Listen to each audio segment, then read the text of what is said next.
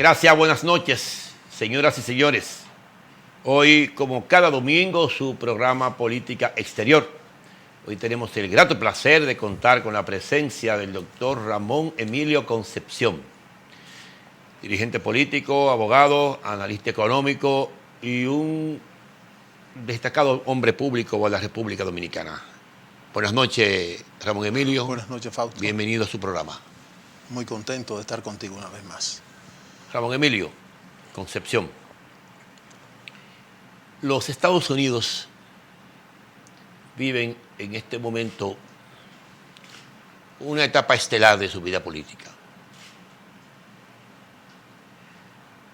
Tienen un conflicto intestino que le ha impedido al presidente Donald Trump poder ejercer un mandato bajo un liderazgo internacional mucho más proactivo. La mayoría de sus lineamientos estructurales, de sus banderas, en términos internacionales, han tenido que irse recogiendo y se han quedado a medio camino. Política hacia Corea se ha quedado sencillamente inconclusa. Hacia América Latina yo diría que no tiene política. El tema del muro, el tema migratorio, no son más que medidas de contención, parte de su discurso político. Y en el conflicto con China, en términos comerciales, todavía no se ve luz en el camino, aunque parecería que va a haber un acuerdo. La oposición demócrata ha sido firme desde el principio, correcto, en una nación donde el contrapeso tiene que ejercer la oposición a través del Parlamento. Perdió la Cámara de Representantes, de nuevo Nancy Pelosi está al frente de la oposición parlamentaria, prácticamente de la oposición política, aunque Bernie Sanders y el ex vicepresidente de la República de vez en cuando aparecen como voceros.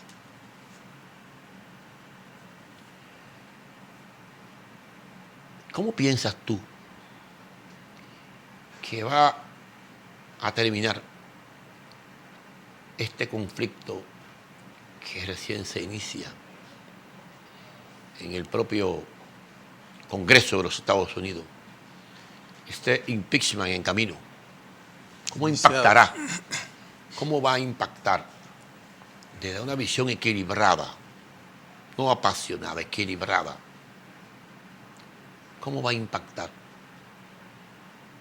el peso de los Estados Unidos hacia América Latina y hacia los grandes conflictos mundiales en un momento en que el propio presidente se ve a la defensiva en su propia nación? 1989, cuando cayó el muro de Berlín, ¿recuerdas?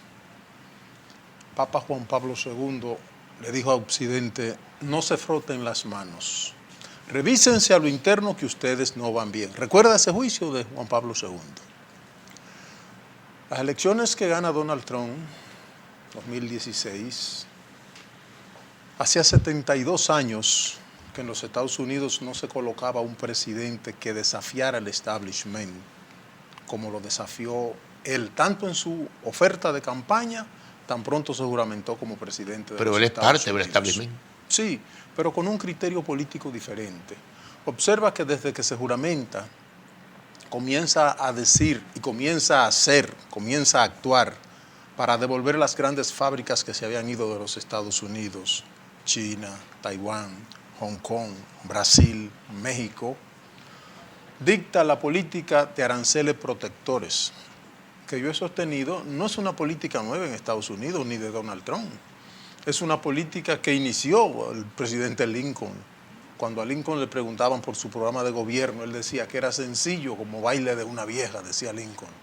Aranceles protectores y un Banco Nacional de Desarrollo. Cuando él dicta la política de aranceles protectores, se dio el caso que fue precisamente contra China. Y al ser contra una nación de la categoría de China, empezó la gran escandalera guerra comercial. No, pero así le también llaman. también la hizo contra algunos amigos, con el caso del acero. Lo hizo con algunas naciones Sí, europeas. pero básicamente China. China es la principal importadora de acero a los Sí, pero Estados te Unidos. quiero decir que tomó medidas también contra Alemania, contra algunos países europeos. Sí, No solamente se confrontó contra un enemigo ideológico, sino también con algunos aliados dentro de la propia OTAN. es que para devolver la grandeza de América, como dice el America First, primero América, tiene que tomar medidas de corte del Sistema Nacional de Desarrollo. Lo que sucede, Fausto, es Incluso con sus aliados. los políticos le han tomado más temor al término proteccionismo, que no es más que Sistema Nacional de Desarrollo, con lo que se hizo grande Estados Unidos, con lo que se hizo grande Francia, Alemania, con lo que se está haciendo grande China, porque China hasta 1999 no abrió sus mercados, no abrió sus puertas para que entrara a China todo lo que quisiera el mundo. China, cuando se preparó, duró 46 años. Es más, la propia Comunidad Económica Europea empezó a integrarse en el año 1943 y terminó su integración en el año 1999, 46 años después. Entonces, cuando Donald Trump comienza a tomar medidas de corte del Sistema Nacional de Desarrollo y le decía, por ejemplo, a los fabricantes de automóviles de los Estados Unidos, se fueron de Detroit, se fueron a México, se fueron a Chile, parte se fue a China para mandar las principales partes de los vehículos a través de tratados de libre comercio. Entonces Donald Trump lo que dijo es, yo quiero devolver los empleos a Detroit. Detroit era una ciudad, tú la conoces mejor que yo. Detroit era una ciudad que tenía 4 millones de habitantes, de los cuales trabajaban 2.6 de manera holgada, en salarios acomodados, con buena calidad de vida. En la medida que se fueron los fabricantes de automóviles de Detroit, Detroit se quedaron solo como 700,000 norteamericanos porque los demás tuvieron que vender sus casas e irse a otros estados de los Estados Unidos. Tampoco eran Apretaba la originarios de crisis. Detroit, ¿eh? ¿Cómo es? Eran inmigrantes Sí, pero de otros estados, de Pero otros países. tenían una condición de vida que ya habían trasladado su familia Eso a sí. Detroit. Tenían vivienda propia, tenían automóviles propios, calidad de vida propia, que en la medida que salieron las fábricas de automóviles, todo eso se determinó. Tenían raíces. Entonces, lo que hay que ver es qué está pasando con la economía del mundo. El sistema financiero internacional está al borde de un colapso peor que del año 1929. Y lo saben todos. Fíjate que ahora quieren meter una locura de los llamados bonos verdes, bonos ecológicos, una emisión cuantitativa de 15,000 millones de dólares adicional a lo que dieron Bush, a lo que dieron Obama. Este presidente se ha negado a ese tipo de medidas políticas y ha abierto una serie de confrontación, porque el modelo, hay que ser claro, el modelo se ha impuesto a nivel mundial.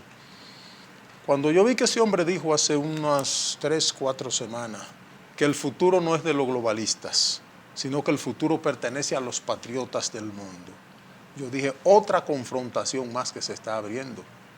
Pero lo que hay que averiguar es si tiene razón o no tiene razón en lo que está planteando. Cuando Donald Trump plantea un arancel, al arancel que entra, por ejemplo, acero de China, ¿tiene Estados Unidos acero suficiente para la industria norteamericana sin necesidad de importar acero de China o de Brasil? Claro que lo tiene. Entonces, ¿por qué si tengo una materia prima en mi país, tengo que dejar de generar economía con recursos propios que tengo para comprarte a ti? Quizá para preservar su recurso natural. No, es que el recurso natural con buena tecnología no tiene problema, porque si fuera las grandes naciones estuvieran todas destrozadas. Sí, pero tienen límite en su capacidad. No, cuando hay ciencia producción. y tecnología no hay límite. O sea, cuando se termina el recurso natural, tú lo puedes producir con Es ciencia. que no se terminan, no es verdad. No. Tiene vida útil. Si tú explotas tus recursos naturales con ciencia y tecnología, es muy difícil que vengan los daños Pero si lo ecológicos que se sobreexplota dicen. también. Ah, bueno, eso es otra cosa. Pero cuando tú tienes suficiente, puedes explotarlo de manera adecuada y generar riqueza con materia prima nacional. ¿Cuál es el problema? Y lo planteaba hace casi 200 años Federico Lis, cuando decía una nación está dando nociones que se está desarrollando cuando importa materia prima y exporta manufactura. Entonces Estados Unidos, hace 72 años aproximadamente, porque Kennedy lo hizo pero en menor medida, el último gran presidente que hubo en los Estados Unidos, Franklin Delano Roosevelt, utilizó el Sistema Nacional de Desarrollo y recuerda esa famosa y preciosa campaña que él hizo cuando él decía un empleo productivo, una vivienda propia y un automóvil en la marquesina de cada ciudadano norteamericano. Fausto lo logró. Lo que sucede es, yo digo, y esto lo hago a título muy personal, para desgracia de la humanidad, Roosevelt murió en el momento que él tenía la comprensión macro del problema económico mundial. Se reeligió 4 veces y cada vez sacaba más votos. ¿Por qué? Porque mejoró la calidad de vida en todo el sentido de la palabra para el ciudadano norteamericano.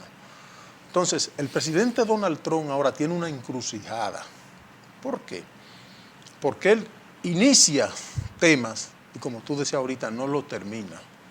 Y eso le está trayendo confrontaciones. El impeachment que se ha iniciado en contra de él es fácil de pasarlo y fácil de presentarlo.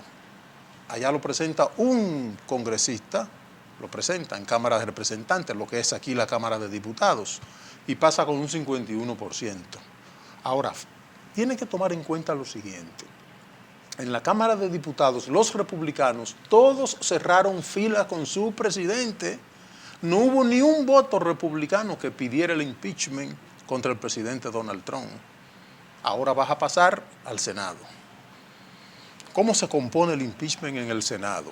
Lo dirige el presidente de la Suprema Corte de los Estados Unidos, el que preside el juicio en la Cámara de Senadores. Pasan los acusadores y hacen el papel de fiscal los diputados o los miembros de la Cámara de Representantes, lo que son los diputados entre nosotros. Y el presidente puede nombrar abogados para que lo defiendan. Si se convence al Senado con una mayoría clara republicana. No, con evidencias claras que presenten los acusadores. Pero, porque el debate no es de cantidad, el debate es proporcional a las evidencias que se presenten, a las pruebas. Correcto. Hay un momento sobre temas específicos. Claro. Traición bueno, a la patria. El caso de Ucrania. Pero si tú presentas evidencias que te obligan como senador a reaccionar frente a tu electorado, porque recuerda que cada senador se debe a un electorado. Es correcto. Si ese electorado nacional está siendo socavado por las evidencias probatorias de la parte que no la ha presentado todavía. Es que calculo que la van a presentar. Y recuerda que el presidente pidió desclasificar la conversación completa que tuvo con el presidente. Estimo que como en todo juicio se la han presentado en el momento indicado, sí. No cuando nosotros no la vamos a querer escuchar. Claro. Entonces, eso es una estrategia. Tú eres abogado y tú sabes perfectamente que las armas se utilizan en el momento indicado. Cierto. En términos mediáticos y en términos jurídicos. Porque es un juicio mediático también. Más que otra cosa, es un juicio mediático. Ante todo. ¿Recuerdas? Pero oye un dato. Sí. Estamos realmente en la globalización financiera de la economía mundial. Esa es la verdad. La globalización no ha surtido un efecto que logre sacar al mundo de la pobreza.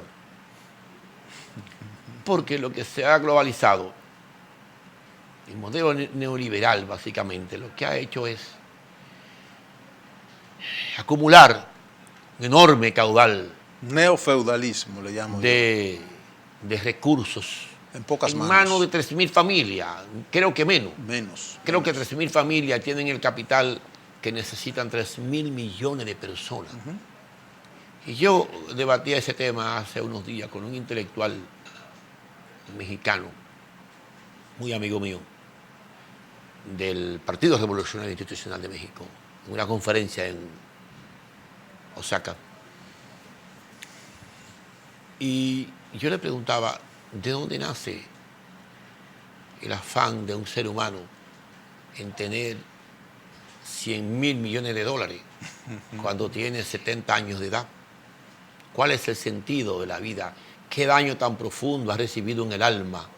¿Qué componente de inseguridad tan grande adolece para cada día más necesitar? ¿Es una competencia de más rico o es un componente de inseguridad? Porque nada se va a llevar. Correcto. Todo lo va a dejar. Él me decía que un hombre como Slim, como Bill Gates, que es la cara amable del capitalismo. Del capitalismo salvaje. Ya, más bien... Perdón. Tenemos que identificar lo que es capitalismo puro. Correcto, del capitalismo salvaje. Del capitalismo acumulador en exceso. Correcto. Entonces, él me decía, mira, lo que pasa es que ya estos hombres realmente son rostros de sus oligopolios. No están al frente de todo. Todavía quisieran desmontarlo todo y ya no pueden.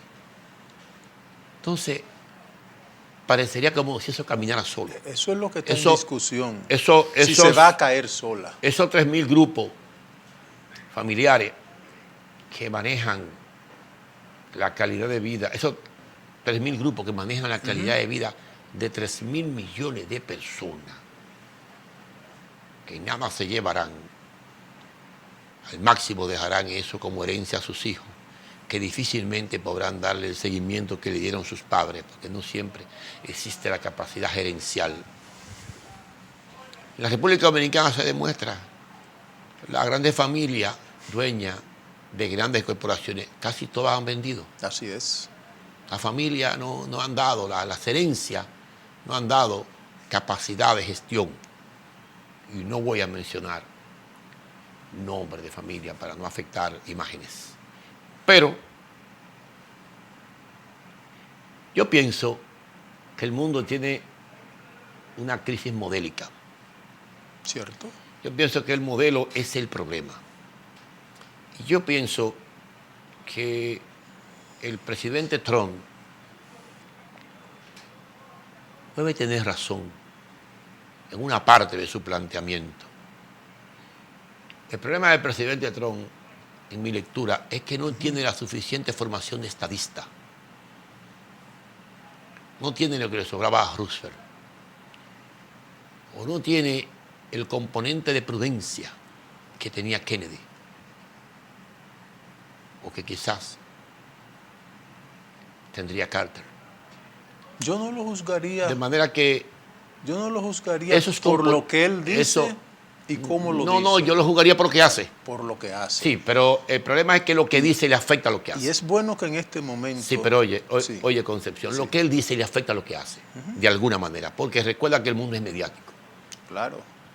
Y un Twitter de él hace la agenda del día. Cierto. En los Estados Unidos. Cierto. Y eso, las leyes ciegas del mercado se dejan guiar mucho por el componente mediático. Recuerda que la globalización se monta en el caballo de los medios de comunicación. No es la primera vez. No es la primera vez, se sabe que no.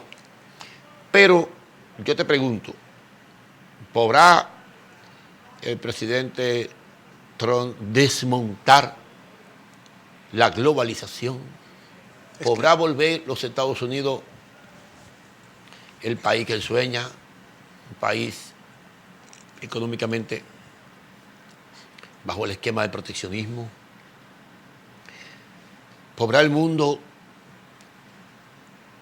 refundarse en sí mismo e instalar el proteccionismo como modelo económico funcional de desarrollo de cara a los nuevos tiempos? ¿Piensas tú que los grandes bloques económicos no estarán buscando un mecanismo alternativo entre proteccionismo, neoliberalismo, globalización? Porque no hay un sendero definido. Claro que lo hay. Volver al proteccionismo radicalmente. Claro que lo hay. Cerrar todas las economías mundiales. No, nunca, no hay que cerrarla. Quiero yo darte mi modesta impresión, cerrarla como él plantea, porque él plantea un tratamiento de shock. No, obsérvalo tú. No, de ninguna manera. Implicaría, en mi opinión, un riesgo de contracción. Recuérdate que ya hay varias economías que prácticamente en el 2020, 2021 entran en contracción económica, como es el caso de Inglaterra, Alemania, como es el caso de Alemania, Francia, como es el caso de México, España, como es el caso de Alemania, Italia, de Italia, perdón, Portugal, como es el caso de Brasil, que, el problema es ya lo está. Acabas de resumir. Entonces yo te pregunto, aplicar tú un tratamiento de shock, un cambio de modelo, en el mismo momento en que se produce una contracción económica en las locomotoras de la economía mundial. Vamos por partes. No puede producirte a ti un efecto parecido al de 1929. Vamos por partes. Cuando te decía ahorita que no es la primera vez que hay esa confrontación con la gran prensa de los Estados Unidos, desde el momento mismo fundacional. Recuerda ese apotegma que Hamilton hizo contra la prensa norteamericana cuando Estados Unidos decidía si era colonia o era nación. La prensa se apandilló con los colonizadores y Hamilton dijo, fue la prensa la que arruinó la dignidad, la moral del pueblo norteamericano. Será una parte de la prensa la que nos ayude a restaurarlo. Eso por un lado. La primera gran Cuando crisis... tú dices la prensa, tú quieres ver un sector social muy poderoso. Bueno, pero... Los dueños de la prensa son los banqueros, son los comerciantes, son los empresarios. Siempre nos hemos estado entendiendo. No, pero siempre nos hemos entendido. Desde el siglo XVI viene la confrontación porque el modelo para imponerse necesitaba tener control y ellos lo sostenían sin ningún tapujo. Decían, hasta que no podamos controlar dos instituciones que se llama el cristianismo, la familia y los medios de comunicación, difícilmente podamos imponer el modelo. Lograron, dividieron el cristianismo, han hecho 70.000 sectas religiosas del cristianismo, número uno. Número dos, se adueñaron de todos los medios de comunicación. Número tres, ya la familia es un dato. Antes el papá de Fausto era la cabeza de la familia de Fausto y el papá de Ramón Emilio, la madre, los hermanos mayores. Eso se ha ido perdiendo ya. Entonces lograron adueñarse de la prensa, dividieron el cristianismo, disminuyeron la familia. La primera gran crisis, por lo menos que yo conozco, literatura, la de 1342 en la parte norte de Italia, la Toscana, se produce por una crisis en bolsa de valores. Se origina una crisis inmensa que necesitó casi 150 años para restaurarla, hasta que estalló la segunda gran crisis, que fue la de la crisis de los tulipanes, 1637. Y Europa se metió en 118 años de guerras religiosas, guerras inmensas, hasta que en el Acuerdo de Westfalia se sentó un grupo de hombres y mujeres a pensar en una estabilidad a largo plazo y diseñaron el Acuerdo de Westfalia, donde nació el derecho internacional americano. Y observa cómo en ese concierto de naciones y de hombres y mujeres ilustres que pensaron para cuando ellos no estuvieran, devolvieron la estabilidad hasta 1872, que se genera la primera gran crisis en los Estados Unidos. ¿1800? 1872, la crisis de la empresa Amtrak, que era la empresa más grande que había en esa época. Ya se había producido la crisis política de 1860, que generó la guerra civil. Pero no era por asunto económico esa. Esa era por asunto de colonización. O eres colonia o eres nación. Pero había un fundamento económico. Siempre hay un fundamento en el colonialismo. Y era precisamente porque... Por la esclavitud. Correcto. Y aparte de la esclavitud, porque hubo un momento que al norte, los esclavistas del sur dijeron, no te voy a comprar ni siquiera un kilo de arroz. No era producido en condiciones ventajosas la esclavitud.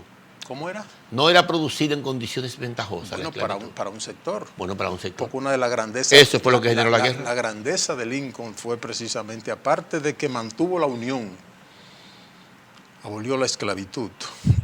Por eso ese es uno de los hombres más grandes que tiene la historia. Lo que te quiero decir que esa crisis genera esa guerra, ¿no? Sí. Finalmente tiene raíces económicas. Claro, en el fondo todas las grandes crisis tienen raíces económicas como las tiene ahora.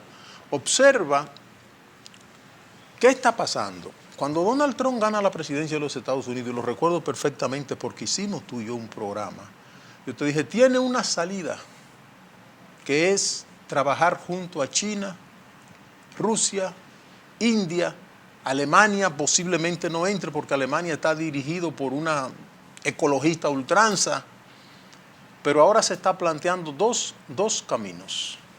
O es volver a una época de tiniebla en la humanidad como hemos tenido en otra época, o es ir al puente terrestre euroasiático, es juntarse con China. China está construyendo 250 ciudades nuevas, China está construyendo casi 75.000 kilómetros de vía férrea. ¿Sobre qué base que tú hablas de esa alianza? Si no cambia el modelo, no valen las alianzas. No. Es el modelo el problema. Pero es que China... Es un modelo excluyente. A China hay que estudiarla muy bien, porque China se hace fuerte con su sistema proteccionista. Hasta los otros días China no compraba nada que le mandaran del exterior. Por eso decía ahorita, China duró alrededor de 49 años preparándose, haciendo grande, y en el 99 pidió que abrieran las puertas porque ya se había preparado. Tú no puedes pedirle a ningún país de América Latina que compita con China, que compita con Estados Unidos, que compita con Alemania. Ni siquiera Estados Unidos. Nosotros, ni siquiera Estados Unidos, pero nosotros lo primero que tenemos que hacer es un acuerdo sur-sur, fortalecernos entre nosotros para como continente entonces poder intentar entrar en tratados de libre de acuerdo de comercio. ¿Por qué? Los tratados de libre comercio son esclavitud para los chicos. Siempre, y ventaja para los grandes. Siempre y ventaja para los grandes.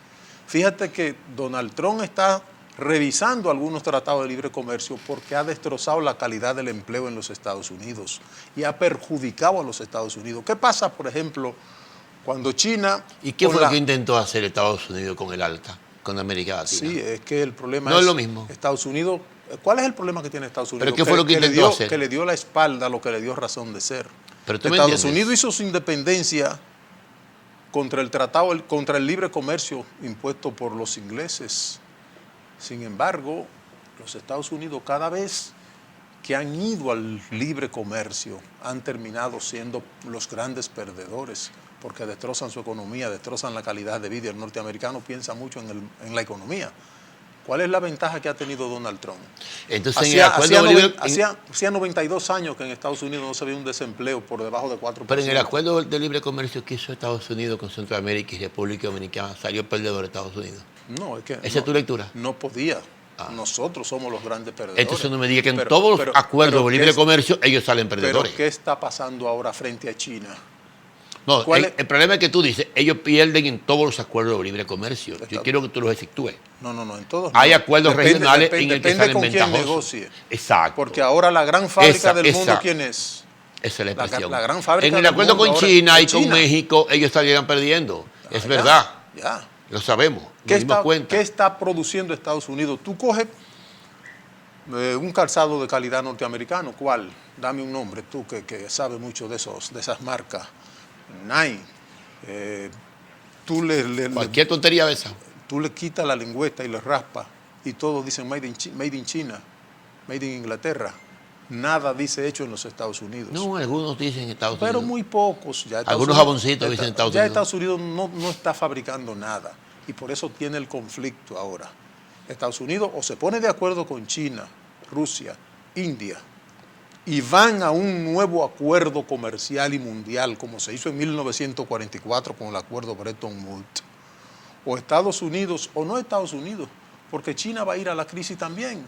China diseñó una economía solo para venderle a Europa y a los Estados Unidos. ¿Qué está pasando en Europa? No, China Europa también, está volviendo al siglo XVIII. No, pero China también diseñó una economía para combustión interna. No. Tú estás confundido. No. China Recuerda ha ido elaborando. Que hace unos años China despidió 70 millones de trabajadores con la crisis que hubo en Europa y la crisis norteamericana porque disminuyó la demanda. Sí, pero rediseñó todo su modelo económico de consumo interno. ¿Tú sabes qué es lo que pasa?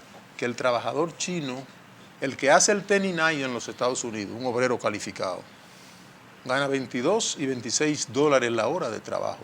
En China gana 2.50, 2.75 y un obrero chino ganando 2.75, 2.50 no tiene la capacidad de demanda para sustentar una economía del tamaño como es la economía de China hoy.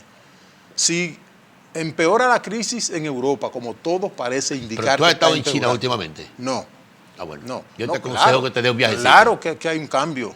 Hay un cambio. Pero tiene diseñada. ¿Tú sabes de cuánto es la nueva clase media que se está construyendo en ese país? Sí. ¿Sabes de cuántos millones de personas hay? ¿Cuántos? China. Mira, China más de 600 millones de consumidores. A China nada más le quedan 30 millones de pobres y promete que al 2030 va a terminar con la pobreza. ¿Hasta cuándo puede durar eso si esa capacidad de demanda que tiene Europa y que tienen los Estados Unidos disminuye, fruto de la gran crisis que tiene el sistema financiero monetario internacional en este momento? Autosuficiencia interna. No, es que no. Una combustión interna de su propio mercado, al estilo de Brasil. No. Claro. Es que en este mundo no es posible que un país pueda cerrarse a sí mismo y tener todos los problemas. Pero ese fue el milagro brasileño. No, ese fue lo que Brasil hizo. ¿Cuál es el milagro? Revísalo. No, vamos por Revísate tú cuánto cuesta. ¿Cuál es el milagro brasileño? Perdón. Revísate cuánto cuesta. Que en parte te voy a decir razón en eso. ¿Cuánto cuesta un coche brasileño y cuánto cuesta un coche importado? ¿Y quiénes lo pueden Brasil? Comprar en Brasil hoy, el coche Toda la brasileño? clase media. No, por Dios. Claro que sí. Brasil fue una especie de Chile. Claro. Mira, Guardando mucha diferencia con Chile. guardando la diferencia. Pero mucha. Pero Chile se lo Porque vendieron, a Chile se lo estuvieron vendiendo al continente durante un tiempo como que era ese la otro panacea. tema. Desmóntate Chile del modelo brasileño, porque el modelo brasileño es un modelo más estatista. Está bien. No. ¿Qué y el modelo chileno es al libre albedrío, en la economía, todo suelto. Pero Brasil, desde que llegó Cardoso a la presidencia de Brasil, los militares se brasileños impuso actuaron. el modelo también en Brasil. Sí, pero no lo desmontó. Y por eso observa que Lula, que es el que dice que sacó 40 millones de la pobreza, ¿qué fue lo que hizo Lula? Tomó alrededor de 654, casi 700 mil millones de dólares prestados. Lo cogía precisamente yo, banquero, los tomaba a 1 a 2% anual, se lo prestaba al gobierno brasileño a un 24 o un 25% anual. Por eso cuando sale Lula y comienzan a investigar, no hay realmente, hay dos Brasil, como hay dos Chile, como he dicho yo siempre, o tres Chiles. Tú me corregiste en estos días y me dijiste, no, es que son tres Chiles. Yo hablaba de dos Chiles. El que le venden a América Latina como modelo del mundo y el Chile real. Hay varios. Que tú vas con un problema de salud a un hospital chileno con problemas del corazón y te ponen una cita para 6 meses. Entonces el problema, Fausto, distinguido amigo, está en el modelo. Si Estados Unidos, China, India, Rusia no se ponen de acuerdo para diseñar una nueva estructura financiera, es inevitable el colapso del sistema financiero internacional, está colapsado. Ya no tienen de dónde sacar más dinero para seguir. Pero eso no tiene día y hora, como tú pretendes colocarlo. Mira, Porque tú quieres una visión excesivamente colapsal. Tú tienes una visión de 48 horas y eso no es así. No es que ningún modelo se cae en 48 eso no horas. Es así. ¿Cuántos años tenían vendiéndonos a Chile? ¿Cuál es el crecimiento de la economía norteamericana este año? El crecimiento sí. Puede andar en 2.5, 1.6. ¿Cuál es el crecimiento? ¿Cuál es el crecimiento de la economía alemana? No, espérate. Cero. Es que no me la mida así. Porque si me hace las estadísticas pueden ser buenas, pueden ser malas. Pero son reales al final. No, ese es el problema. Igual que aquí en República Dominicana, que se adulteraron las cifras nacionales desde el año 1996. Entonces, ¿de qué nos guiamos? Nosotros hacíamos un curso de economía física en el Instituto Schiller, Virginia, Washington, y un profesor nos decía a nosotros que las estadísticas pueden ser buenas, pueden ser malas. Y nos decía, en mi casa este fin de semana hubo una fiesta, mi familia se comió 18 pollos. Si viene el estadígrafo al aula donde hay 17 estudiantes y conmigo 18, el informe que sale de esta aula es que nos comimos un pollo per cápita y ustedes no vieron ni las plumas del pollo porque no las comimos nosotros. Eso es el modelo, Fausto. Y tú lo decías ahorita con brillantez. El feudalismo que era, donde 5% de la población europea tenía toda la riqueza de ese viejo continente, 95% administraba pobreza. Ahora mismo hay una especie de neofeudalismo donde un grupo de familias a nivel mundial se han adueñado de toda la economía mundial. Pero tú coges, en Estados Unidos te ponen como 3 empleos. Si tú tienes part-time, como dicen ellos, si tú tienes 3 pequeñas colaboraciones, cuando viene el estadígrafo dice que son 3 empleos, pero es Fausto Liz, que tiene que ir de 6 a 10 de la mañana a un lugar, de 10 a 12 a otro y de 12 a 4 a otro, y te los califican como si fueran 3 empleos. Es lo que está pasando. Pero tú piensas que la crisis social, política y económica de los Estados Unidos solamente reside en la baja calidad de los empleos de la clase trabajadora del medio oeste. No, o sea, ¿tú crees que reside ahí solamente? No necesariamente. Yo tengo que decirte a ti no necesariamente. Que allí hay un problema en el modelo de salud pública. ¿Cierto? Que allí hay un problema en el modelo de acceso de la juventud a la educación superior. Es sistémico. Que allí hay un problema visible de seguridad ciudadana. Porque se impuso el modelo neoliberal. Que allí hay un problema acumulado de salud pública en términos de consumo de narcóticos estupefacientes. Que allí hay un problema migratorio, ¿no? De descontrol.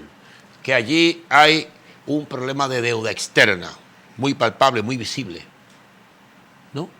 Me está dando la razón por último, el análisis que está haciendo. Lo que pasa es que tú me quieres circunscribir No. el problema de los Estados Unidos a que derrumbemos la globalización. No, es que se está cayendo Volvamos, sola. Volvamos. Como se cayó el muro de Berlín, así se está cayendo la globalización. Yo no soy el abogado de la globalización. Yo pienso que hay que humanizar la globalización. No, yo pienso que se cae sola, porque está bien. No es la primera vez que pasa. Está bien. Ese ¿Por qué hubo que surgir en Europa el movimiento renacentista después de la peste bubónica? Fue fruto de una gran crisis económica. Y hubo que venir un grupo de hombres y mujeres especiales que fueron los renacentistas con ciencia, tecnología, bellas artes, arte. Correcto. Y levantaron de nuevo ese continente. En Italia. Pero yo lo que te quiero decir, lo que yo te quiero expresar es que tú no resuelves el problema sistémico de los Estados Unidos, que es el tema que hemos analizado hoy, solamente con la generación de nuevos empleos y con mayor industrialización de los obreros. Es que son razones multifactoriales que han generado una crisis de desencanto en todo el sistema político. Ese avance de Sanders, ¿no?, que tiene un discurso de centro izquierda, yo diría que un discurso kennediano realmente. Es que el problema no es ideológico ya. En parte sí. No. Sí. No, sí, el problema principal es el económico. Es que tú como gobernante tienes que garantizarle a tu pueblo que tienen acceso a educación, a salud, a ropa, a alimentos, a diversión. Las corrientes económicas tienen corrientes ideológicas. Tú lo sabes muy bien, claro. Claro. Llámale como le llames. Si la economía no la pones al servicio del ser humano, que los muchachos, por ejemplo, que trabajan en canales de televisión tengan un salario decente, que no tengan que salir de este canal donde estamos corriendo a otro canal a grabar otro programa porque el salario no es suficiente. ¿Hasta qué año funcionó la economía norteamericana? Hasta que murió Franklin Delano Roosevelt. No, todavía hasta 1978. No, por Dios. En el 71, todavía. En el 71 le quitaron todas las leyes que protegían la economía norteamericana. En el 73, la cuando derrumbaron Nixon y Paul Volcker la tumbaron. Cuando Nixon eliminó la paridad del dólar, ya venía desde los años 50 con cierta crisis, y en el 68 con la crisis del petróleo, con la especulación del precio del petróleo que hoy está más latente que nunca. El problema es, el mundo tiene una encrucijada ahora. La especulación se dio. Porque el precio no está realmente a $140. ¿A cuánto está? A 70 y pico de dólares. Bueno, entonces parte de la especulación. No, lo que está sucede un 50% de lo que era $140. Cuando sale, por ejemplo, un carguero de petróleo desde el Mar del Norte, Mar Negro, Mar del Norte, en lo que llega a Estados Unidos, cambia hasta 14 veces de mano, el mismo tanquero. Claro. Esa es la parte de la especulación, porque ni siquiera eso permiten reglamentar los partidarios del Tratado de Libre Comercio. Pero ya es un componente menor, porque los Estados Unidos acudió a explotar sus propios recursos petroleros, tú lo sabes. Sí, el famoso FATCA. Y eso lo hizo el presidente Obama muy inteligentemente para bajar el precio de importación del petróleo, porque 4 o 5 naciones enemigas de los Estados Unidos eran las beneficiarias. Una especie. ¿No te diste cuenta que nosotros le llamamos que hay que ir a una especie de un nuevo acuerdo de Bretton Woods? Como ese acuerdo que hubo en el 44 para cuando surge el Fondo Monetario, surge el Banco Mundial, que tenían misiones diferentes a las que ellos están ejerciendo ahora, porque el Fondo Monetario nació con una sola idea: estabilizar moneda de los países que entraran en crisis. Lo único que la economía emisora es Estados Unidos, que puede emitir infinitamente. Pero yo te quiero hacer una pregunta. Ahí viene el desbalance de la economía mundial también. Estados Unidos se puede dar el lujo de emitir $50.000 millones de dólares mañana y nadie se lo cuestiona. El problema Pero yo te hago una pregunta. Estados Unidos no. Yo te hago... Vamos, no, espérate. Bueno, el Banco Federal. Yo te pido, por favor, que... la Reserva Federal. ¿La Reserva Federal es estatal o es privada? Yo te pregunto a ti. ¿Es privada? Sí, pero ¿Es de los banqueros norteamericanos o de los banqueros norteamericanos? No. Porque la banca ya nada más tiene el nombre de norteamericano. La banca o es Bardi o es Perucci, aquellos que ocasionaron la crisis de 1342, 1637. Yo te pregunto, ¿cómo piensas tú, volviendo a la pregunta original, que va a impactar, que está impactando la situación política interna en la que se encuentra sometido el presidente Trump, con un gabinete en constante renuncia, con un cambio de rostro permanente?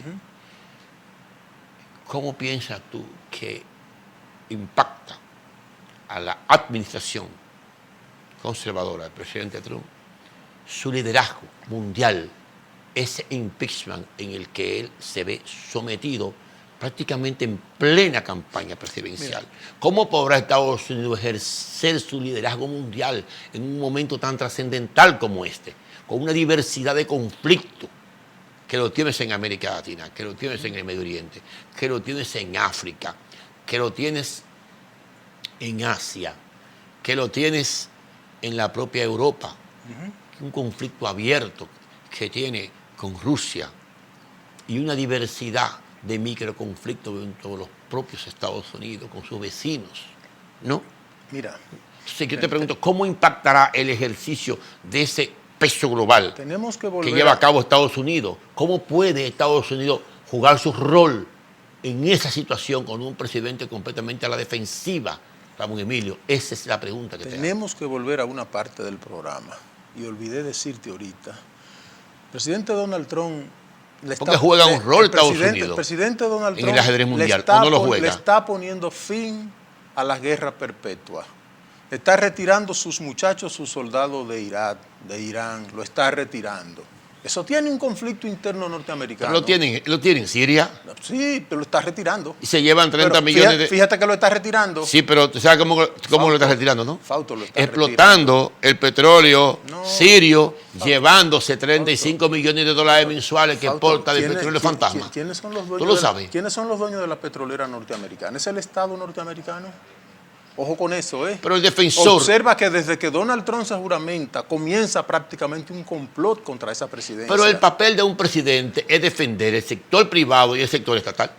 Está bien. Ese es el rol de un presidente. Defenderlo, pero no permitirle que destruya la economía en aras de solo recibir beneficios. Pero yo te pregunto que quién... Entonces va a impactar... ¿Bajo protección militar de quién está la explotación del petróleo en territorio sirio dominado por tropas americanas? Lo está sacando, Fausto. Lo que pasa, tú lo decías ahorita, ahorita, puede asciende? De golpes y porrazos tumbar, por ejemplo, la guerra preventiva, que la podía hacer un presidente norteamericano. Pero le aumentó la presencia en Afganistán. No, pero está retirando todo, es lo que tiene que ver. Y cada vez que él intenta tomar una acción de esa categoría, aumenta el ataque contra él, aumenta el papel mediático en contra del presidente Donald Trump. Y cuando él acaba de decir en estos días que el futuro no es para los globalistas, que es para los patriotas, volvieron y le entraron. Pero bien. Entonces, claro que va a impactar. Lo que hay que ver es, este es el tercer impeachment que en la historia de los Estados Unidos se conoce. Estamos entrando... Y no han prosperado ninguno. Y en este me temo que tampoco va a prosperar. Bueno, prosperó el impeachment contra el presidente Nixon. No hubo impeachment. Recuerda que él renunció antes. Sí, pero... El primero lo habían hecho contra el presidente Andrew Johnson. Estaba en la puerta del Parlamento. Bueno, pero la investigación... renunció. Si Donald Trump renuncia, no hay impeachment. Si hubiese renunciado. El problema es que ahora en el Senado, cuando se vaya a conocer, recuerdas, hay que demostrarle a ese gran tribunal que preside el presidente de Suprema Corte de los Estados Unidos, que hacen el papel de fiscales los diputados. Y el abogado que nombra el presidente Donald Trump van a analizar si convencen a los senadores, en su gran mayoría republicanos, de que el presidente traicionó la patria, cometió un crimen de lesa humanidad o cometió crimen, delito, crimen, traición, me falta uno, no lo recuerdo ahora. Pero en 1868, cuando jugaba Andrew Johnson, hubo la diferencia de un solo voto. Y precisamente porque cerraron fila con su presidente. Y si ahora cerraron fila con el presidente Donald Trump en la Cámara de Representantes, donde se pensaba que iban a votar mayoritariamente por el impeachment, es muy probable que en la Cámara de Senadores él salga indemne. ¿Qué va a pasar si el presidente Donald Trump sale indemne en Cámara de Senadores de ese intento de destitución del presidente? ¿Qué va a pasar? Muchas cosas pueden pasar. Pero, depende del nivel de evidencia. ¿Y por qué se adelantaron los demócratas? Los senadores tienen su agenda local cada uno. ¿Por qué se adelantaron los demócratas y no esperaron que él desclasificara el contenido completo de la conversación que sostuvo con el presidente de Ucrania? El juicio dirá. ¿Por qué se adelantaron? Y si en esa evidencia lo que se prueba es que el vicepresidente Biden logró colocar a un hijo en una empresa ucraniana que ganaba $50,000 mensuales y logró impedir, porque hizo destituir a un fiscal que investigaba si había tráfico de influencia, ¿qué puede pasar entonces? ¿Quién saldría fortalecido de un juicio de esa categoría? Cierto que Estados Unidos con un presidente que esté en una constante confrontación como el presidente Donald Trump, en un momento tan delicado, porque hay un momento delicado, la economía mundial está yendo a crisis. ¿Y los conflictos? Pero los conflictos son casi siempre orígenes de los problemas económicos. ¿Por qué han querido meter? Es más, Pero están ahí los había algo conflictos. que no te había dicho. Los conflictos están ahí. Sí, pero observa, los ingleses casi siempre de una forma u otra, coge la historia de la Primera Guerra Mundial y la Segunda Guerra Mundial, siempre los ingleses buscan la forma de cuando se está cayendo la economía, de que venga la guerra. En la Primera Guerra Mundial prohibían que entraran armas de Estados Unidos a Europa. Y cuando tú averiguas quiénes metieron el contrabando de armas que metieron en el Lusitania para que pasaran a Europa, los ingleses. En la Segunda Guerra, ¿quién mata el duque de Sarajevo, ¿Quién lo mata? el archiduque. El archiduque. ¿Quién lo mata? Precisamente lo manda a matar Inglaterra. Y ahora cuando querían que se detonara una guerra entre Rusia o Estados Unidos, entre Rusia, Estados Unidos y China, busca a quienes la están instigando. Sí, el presidente Donald Trump, por eso te decía, no lo juzguemos nada más por lo que dice, hay que juzgarlo por lo que hace. Si se hubiese llevado de todas las informaciones hasta falsas que le han metido su equipo de seguridad interna, hubiese iniciado ya una tercera guerra mundial. Bueno, no hay ganadores ni perdedores en una tercera guerra mundial. Es autodestrucción. Solo hay autodestrucción. Es autodestrucción. Eso no tiene sentido. Estamos en la parte final de este programa. Tiene una mala relación el presidente Trump con sus vecinos. Con Canadá yo no puedo decir que tienen una relación de terciopelo. Igual con México. Es que traen problemas. Cuando tú intentas Igual, cambiar el statu quo, igual, inténtalo aquí en Dominicana. Tú eres mañana presidente y comienzas a hacer los cambios y te va a traer problemas. Igual con México. Sin embargo, habrán elecciones. Habrán elecciones dentro de... Me parece que esa es una gran preocupación que tienen los demócratas. Dentro de meses. Sí. Yo me pregunto, ¿hacia dónde va los Estados Unidos realmente como potencia mundial? Es que no es los Estados Unidos. ¿Hacia dónde va el mundo? Pregúntate. Sí, pero ¿quién es el eje del mundo?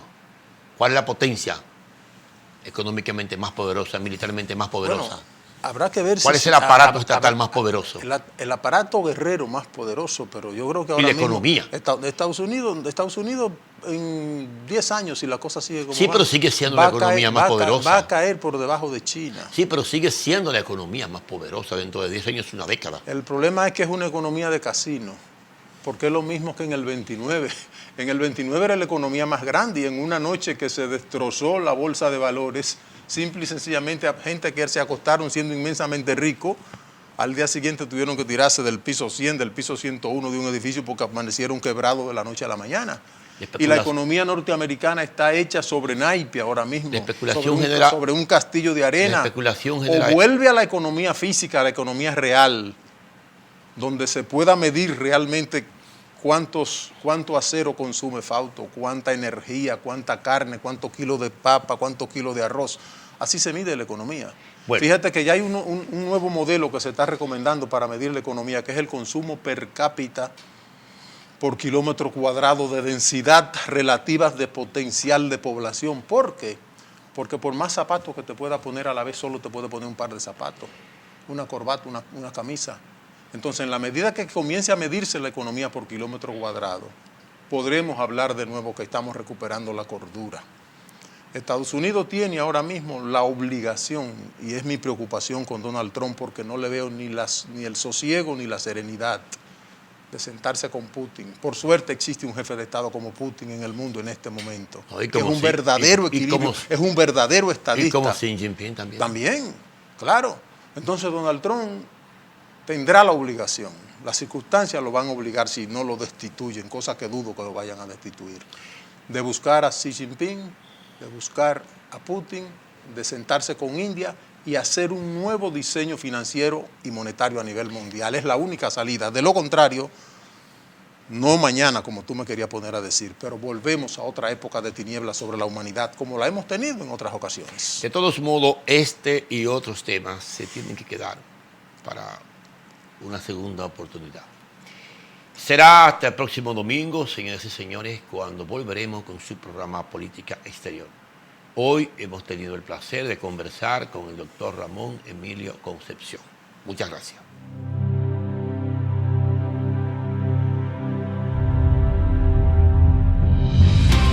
Desde los primeros pasos. Cuando cada día aprendes algo nuevo. En esos viajes inolvidables.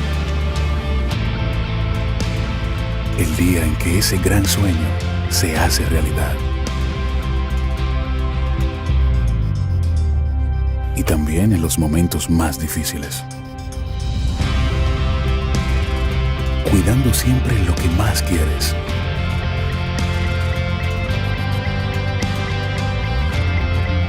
Día y noche.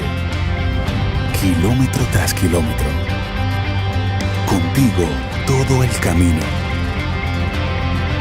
Ministerio de Obras Públicas y Comunicaciones. La matriz de generación es el eje principal del Plan Integral Eléctrico. Desde el 2012, con inversión privada y facilidades del sector público, diversificamos y aumentamos la oferta. Incrementamos la generación con gas natural, energía renovable, combustibles no dependientes del petróleo y con los 752 megavatios de la estatal Central Termoeléctrica Punta Catalina, lograremos agregar 2.049 megavatios nuevos al 2020.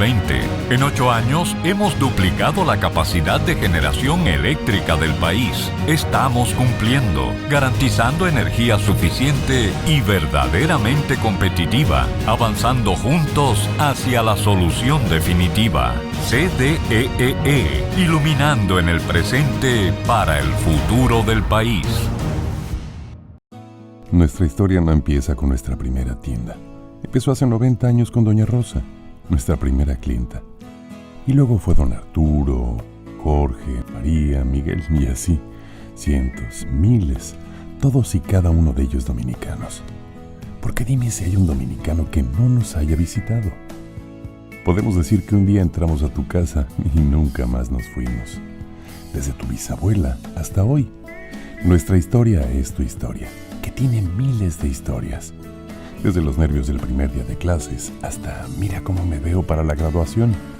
El gustico con el primer sueldo, la primera tele con tu novio y el nuevo dormitorio.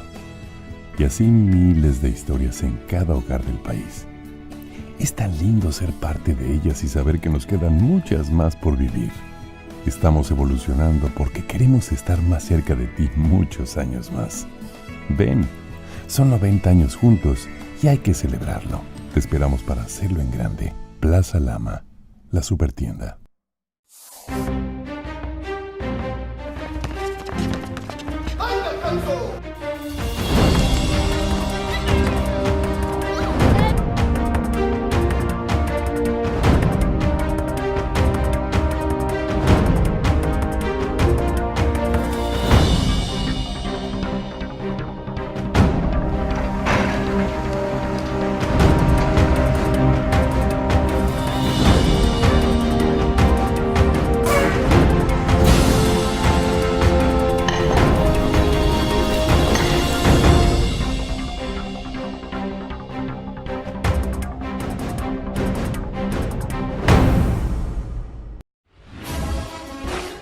Lista para el deporte. Como en el play, pero en casa.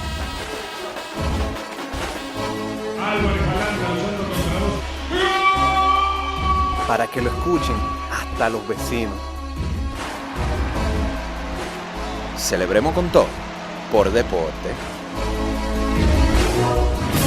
Plaza Lama, la supertienda. Sabor a casa y a mis recuerdos, a tradiciones y colores de mi pueblo, el mismo aroma de todo el tiempo, el sabor que inspira y a mí me enamora, el sabor de mi pueblo ese que siempre llevo dentro junto a todos mis recuerdos, porque la buena amistad sabe a café, el aroma que inspira el sabor de todo un pueblo que despierta con aroma, que inspira y enamora, el sabor de todo un pueblo que despierta con aroma, que inspira y enamora como el mejor café.